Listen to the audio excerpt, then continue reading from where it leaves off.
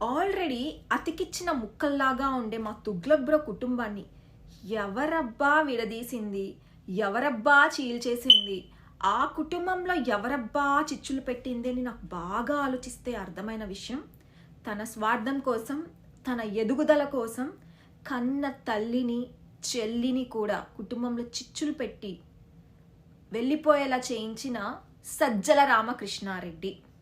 అవును తుగ్లక్ బ్రో, అవును సజ్జల రామకృష్ణారెడ్డి సారు. తండ్రి చనిపోతే ఎక్కిలి నవ్వులు నవ్వుతూ శవం పక్కనుండగానే సీఎం కుర్జీ కోసం సంతకాలు సేకరించమని చెప్పింది చంద్రబాబు నాయుడు గారా? మా తుగ్లక్ బ్రో జైలుకు వెళ్ళగానే అన్న వదిలిన బాణాన్ని అని బయటికి వచ్చి పాదయాత్ర చేయించింది చంద్రబాబు నాయుడు గారా?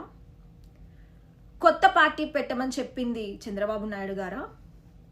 పార్టీ అధికారంలోకి వచ్చేదాకా బాగా వాడుకొని అధికారంలోకి రాగానే ఇంకా నువ్వెవరూ పార్టీకి సంబంధం లేదు, నీకు కుటుంబానికి సంబంధం లేదు అని షమ్మి అక్కని తరిమేసింది చంద్రబాబు నాయుడు గారా?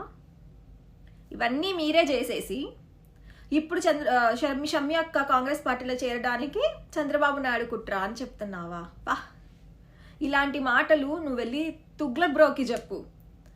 పిచ్చి ముదిరినోడు కాబట్టి నువ్వు చెప్పిందంతా నమ్మి ఇన్ని రోజులు రాష్ట్రాన్ని సర్వనాశనం చేశాడు.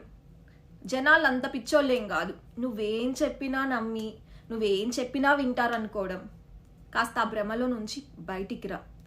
ఇదిగో తుగ్లక్ బ్రో, నేను సీరియస్గా నీకు ఒక విషయం చెప్తా. నువ్వు నీ పార్టీ 4.5 సంవత్సరాలుగా జనాలని ఏపుకొని తిని అసలు అభివృద్ధే లేకుండా చేయడానికి ముఖ్య కారణం ఈ సజ్జల రామకృష్ణారెడ్డి వాళ్ళ కొడుకు. సజ్జల రామకృష్ణారెడ్డి ఏమో నీకు పిచ్చి పిచ్చి సలహాలు ఇచ్చి రాష్ట్రాన్ని సర్వనాశనం చేశాడు. ఆయన కొడుకు సజ్జల భార్గవ్ రెడ్డి ఏమో సోషల్ మీడియాలో ఉన్మాదుల్లాగా కొంతమంది తయారు చేసి ఆడపిల్లల్ని కాల్చుకు తింటున్నారు.